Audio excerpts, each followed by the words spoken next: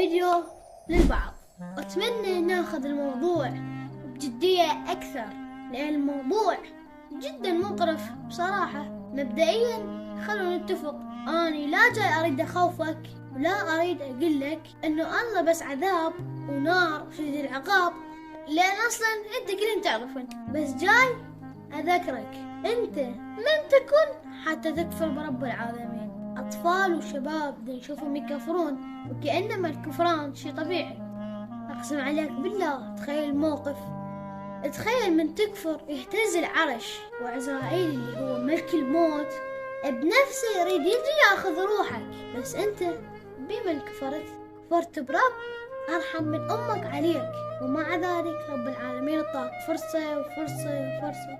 زين من يعطينا الفرصة غير نصير خوش أوادم؟ بس أريد أعرف وين الراحة بالموضوع من أنت تجي وتكفر برب العالمين بحجة زوجة؟ شنو راح ترتاح؟